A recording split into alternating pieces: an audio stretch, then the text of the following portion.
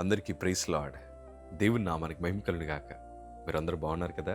మీరు పెడుతున్న ప్రతి ప్రార్థన రిక్వెస్ట్‌కి అనేది మేము ప్రార్థన చేస్తూ ఉన్నాం. మా ఆశ అంతా ఒకటే. ఎక్కడైతే మీరు తృణీకరించబడ్డారో, ఎక్కడైతే వెలివేయబడ్డారో, ఎక్కడైతే గుండెలు పగిలేలాగేడ్చారో అదే స్థలాల్లో నా ప్రభు మీ అందరినీ హెచ్చించబోతున్నారు. విశ్వాసంతో ప్రార్థన చేయండి. ఘనమైన విజయాలు ఖచ్చితంగా నా ప్రభు మీ అందరికీ దయచేస్తారు. God bless you all.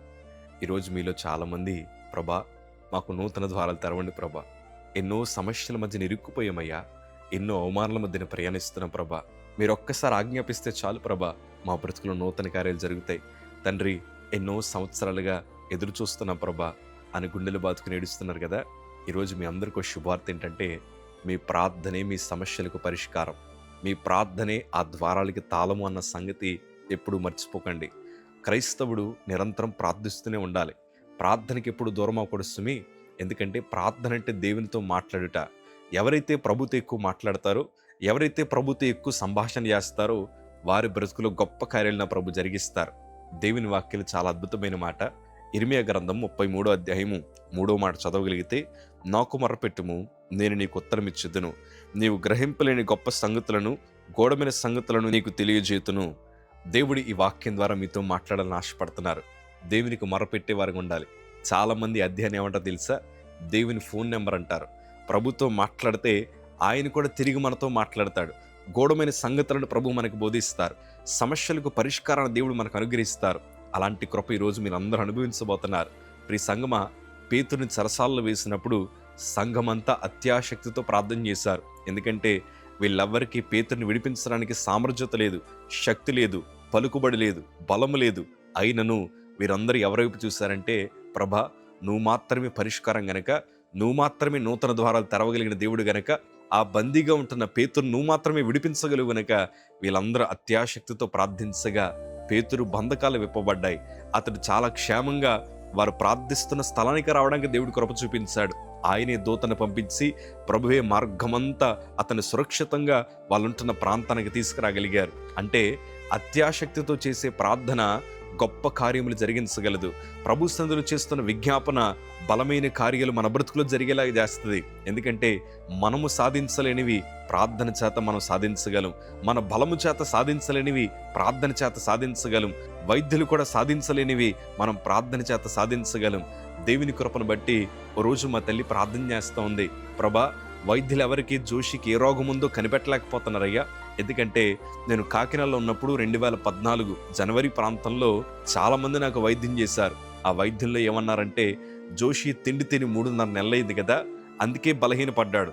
జ్వరం వచ్చేది నాకు, టైఫాయిడ్, డెంగ్యూ, మలేరియా అన్ని పరీక్షలు చేశారు. అవి చేస్తున్నప్పుడు అన్నీ బాగానే వచ్చేవి.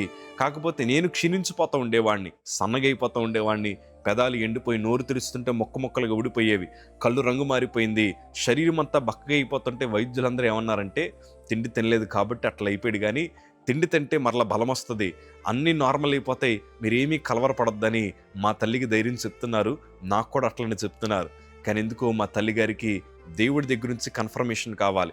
సమస్యలకు పరిష్కారం నా ప్రభే గనక మా తల్లి ప్రభు మందిరానికి పోయి ప్రార్థన చేసింది. ప్రభా నా కొడుక్కి ఎట్లాంటి రోగం వచ్చిందో మీరు చెప్పండి అయ్యా, వాడి శరీరంలో ఏం జరుగుతుందో నాకు తెలియ చెప్పండి ప్రభా అని మా తల్లి శుక్రవారం రాత్రి ప్రభు సన్నిధిలో ప్రార్థన చేసింది.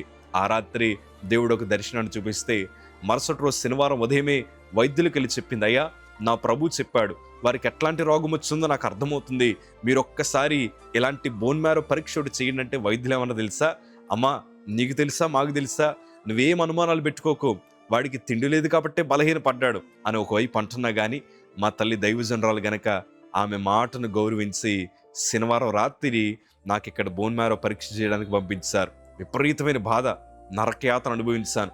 అప్పటిదాకా ఎన్నో రక్త పరీక్షలు చేశారు, కానీ నా బ్రతుకులో మొదటిసారి అట్లాంటి పరీక్ష చేయడం.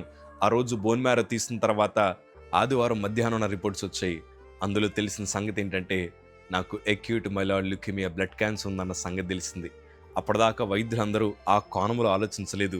కానీ మా తల్లి వెళ్ళి వారితో చెప్పింది, అయ్యా వాడికి మరణకర రోగం వచ్చింది, నా ప్రభు నాకు చెప్పాడని మా తల్లి వైద్యులతో చెప్పిన సంగతి వారు జ్ఞాపకం చేసుకున్నారు. ప్రార్థనలో దేవుడి సమస్యలకు పరిష్కారాన్ని కూడా ఇస్తాడు. ఏ వేదన మధ్యనైతే మీరు ప్రయాణిస్తున్నారో, ఎలాంటి ఇబ్బందికరమైన పరిస్థితుల మధ్య మీరు ప్రయాణిస్తారో నాకు తెలియదు, కానీ మీ ప్రార్థనే సమస్యలకు పరిష్కారం అన్న సంగతి మాత్రం ఎప్పుడు మర్చిపోకండి. మా తల్లి గారికి నా మీద చాలా దర్శనాలు వచ్చాయి. ఆ దర్శనంలో మా తల్లిగారికి ప్రభు చూపించిన పదం ఏంటంటే యేసు రక్తమే జయము. నేను హాస్పిటల్లో ఉన్నంత వరకు ఈ యేసు రక్తమే జయము అన్న పదము తప్ప మరి ఏ పదము నా నోటంట వచ్చేది కాదు. ఎందుకంటే మా తల్లి అంది, యేసు రక్తములోనే పరిష్కారం ఉందయ్యా, నువ్వు ప్రార్థన చెయ్యి, యేసు రక్తాన్ని ఎత్తుపెట్టుకుని ప్రార్థన చెయ్యి, ప్రభువుని గణపరచు, ప్రభు సందర్భ విజ్ఞాపన చెయ్యి, ప్రార్థనే మనల్ని బలపరచగలదు, ప్రార్థనలోనే మనకి సమస్యలకు పరిష్కారం దొరుకుతుందని ఈ పదమే ఎక్కువ మా తల్లి నాతో చెప్తూ ఉండడం వల్ల ఎక్కువ ప్రార్థన చేయడానికి దేవుడి కృప చూపించాడు. ఆ ప్రార్థన నన్ను ప్రభువుకు దగ్గర చేసింది. ఆ ప్రార్థన సమస్యలకు పరిష్కారం దొరికేలాగా చేసింది. నేను ప్రార్థన చేస్తూ ఉంటే కొంతమంది ఏమన్నారంటే, నువ్వు ఏడుస్తే నీ దేవుడు బాగు చేస్తాడా, నువ్వు ప్రార్థన చేస్తే మీ దేవుడు నీ రిపోర్ట్లు మారుస్తాడా, ఇలాంటి రకరకాల ఒత్తిళ్లు, ఇలాంటి బలహీనపరిచే మాటలు నాకు ఎన్నో వచ్చాయి. అయినా కానీ జరిగిన గొప్ప సంగతి ఏంటంటే, నేను చేస్తున్న ప్రార్థన ఎంత శక్తివంతమైందో వారు కూడా గమనించడానికి దేవుడు కృప చూపించాడు. నాలో జరుగుతున్న అద్భుతాన్ని వారు చూడగలిగారు, నాలో జరుగుతున్న మార్పులను వారు చూడగలిగారు. చివరాఖరికి ఏమన్నారంటే, అయ్యా నువ్వు ప్రార్థన చేస్తున్నప్పుడు మా కోసం కూడా ప్రార్థన చేయమన్నారు. వారికి ప్రార్థనలో ఉండిన శక్తి అర్థమైంది. ప్రార్థన ఎంత ఉన్నతమైందంటే ఆ ప్రార్థనలోనే మనకు నూతన ద్వారాలు తెరవబడతాయి. దైవజనమా, నేను 7 సంవత్సరాలు ప్రార్థన చేశాను. ఆ 7 సంవత్సరాల ప్రార్థనే ఈరోజు నన్ను సేవకుడిగా నిలబెట్టింది. అనేక ప్రాంతాల్లో స్వార్థ చేయడానికి దేవుడు అవకాశం ఇస్తూ వచ్చాడు. ఈరోజు నేను అంటాను, ప్రార్థనే మనకు నూతన ద్వారాలకి తాళం. ఆ తాళం మీ దగ్గర ఉందని నేను నమ్ముతున్నాను. కష్టాల్లో ఉన్నారా? ప్రార్థించడం మాత్రం మానకండి. ఒక పాట చక్కటి భక్తిపరులు రాశారు ఫిన్నే గారు. ప్రార్థన వల్లే పయనము, ప్రార్థనే ప్రాకారం, ప్రార్థనలో ఉన్నతమైన శక్తి ఉందని చాలా ఉన్నతమైన పాట రాశారు. నాకు తెలిసి మీకు కూడా పాట తెలుసు అనుకుంటే కదా. ప్రార్థనలో ఎంత ఉన్నతమైన శక్తి ఉందో ఆల్రెడీ మీరు అనుభవించే ఉంటారు. కానీ కొన్ని నిరుత్సాహపు మాటలు ప్రార్థించకుండా ఆపుతానేమో, కానీ మీరు ప్రార్థన చేయడం మాత్రం ఆపకండి. ఎందుకంటే ప్రార్థనే మన బ్రతుకుని కడుతుంది. దైవజనమ, మన బలము చేత, మన ధనము చేత, మన జ్ఞానము చేత సాధించలేనివి ప్రార్థన చేత సాధించగలవు. ఇప్పటిదాకా ఏ ఓటములైతే మన హృదయాన్ని కలవరపరిచాయో వాటన్నిటినీ విజయాలుగా ప్రార్థన మారుస్తుంది. అందుకే భక్తులు అన్నారు, ప్రార్థన పరిస్థితులను మారుస్తుంది. ఈరోజు నీ స్థితిగతులంతా నువ్వు చేసే ప్రార్థన మారుస్తుంది.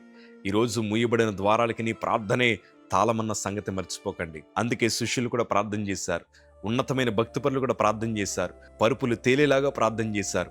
ప్రార్థించిన వారు గొప్ప విజయాలు పొందుకున్నారు. దానియేలు ముమ్మారు ప్రార్థించేవాడు. దావీదు 7 సార్లు ప్రభుని ఆరాధిస్తూ ఉండేవాడు. వీళ్ళందరూ ప్రార్థన పరులండి. యోబు ప్రార్థించగా 2 ఆశీర్వాదాన్ని పొందుకోగలిగాడు. ఈరోజు మీరు కూడా ప్రార్థించండి, దేవుడు మీ బ్రతుకును మారుస్తాడు. యవనస్తులు ఈ వీడియోలు చూస్తూ ఉంటే ఫోన్తో ఎక్కువ గడపకుండా, మనుషులతో ఎక్కువ గడపకుండా ఎక్కువ ప్రార్థించడానికి ప్రయత్నం చేయండి. దేవుడు నూతన ద్వారాలు తెరుస్తాడు. పనికి వెళ్తున్నా ప్రార్థించండి, ఏ పని ప్రారంభిస్తున్నా ప్రార్థించండి. సమస్యల మధ్య ఉన్నారా, తలెత్తుకుని ప్రార్థించండి. మీరు ప్రభు సన్నిధిలో మోకాళ్ళు వేస్తే ఎక్కడ నిలబెట్టాలో అక్కడ నిలబెట్టిస్తాడు. ప్రభు సన్నిధిలో కన్నీరు గారిస్తే ఎక్కడ సంతోషపు వార్తలు వినిపించాలో ఆ స్థలాల్లో వినిపిస్తాడు. మీరు ప్రభు సన్నిధిలో ఎవరి కోసమైతే విజ్ఞాపన చేస్తున్నారో వారి జీవితంలో కార్యం జరిగిస్తాడు. నువ్వు ఏ స్థలంలో ఉన్నా, అగ్నిగుండములో ఉన్నా, సింహాల బోనులో ఉన్నా, చేప కడుపులో ఉన్నా, నువ్వు ప్రార్థించు, దానికి జవాబిస్తాడు. అందుకే ఆయన అంటున్నాడు కదా, మీరు ప్రార్థన చేయండి, నేను మీకు ఉత్తరం ఇస్తాను, గ్రహించలేని గొప్ప సంగతులు మీకు బోధిస్తాను, మీ భవిష్యత్తు ఏంటో మీ ప్రార్థన తెలుస్తుందండి. అలాంటి ప్రార్థనకు దూరం అవ్వకండి, ప్రార్థించండి, విజయం మీదే. God bless you.